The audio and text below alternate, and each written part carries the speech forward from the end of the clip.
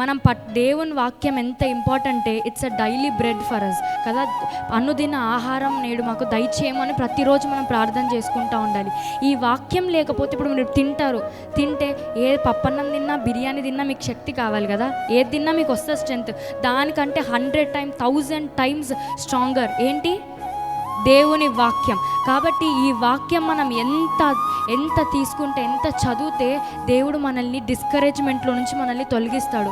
ఎప్పుడైతే అయ్యో నన్ను ఇలా అన్నారే, నాకు ఇలా అవుతుంది, నేను ఐ కాంట్ మూవ్ ఫార్వర్డ్, నేను ఇంకొక స్టెప్ వేయలేకున్నా, ఇంకొకసారి నేను అసలు అడుగులు వేయలేకున్నా, నా చుట్టూన్న వారు నన్ను డిస్కరేజ్ చేస్తున్నారు, లేకుంటే నా చుట్టూన్న వారు నన్ను ఇంత నిరుత్సాహపరుస్తున్నారు అన్న ఆ స్టేజ్లో మనకు కావాల్సింది ఒకటి ఏంటి?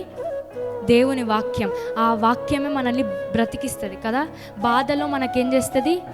నెమ్మదినిస్తుంది. కాబట్టి దేవుని వాక్యం ఎంత ఇంపార్టెంట్ అంటే అడిక్టివ్ అయిపోవాలి. కొంతమంది బయట యవనస్తులు ఎలా డ్రగ్స్కి కానీ, ఆల్కహాల్కి కానీ, ప్రతి దానికి, వ్యభిచారం కానీ, ప్రతి దానికి అడిక్ట్ అవుతున్నారు. కానీ మనం ఎలా అవ్వాలి?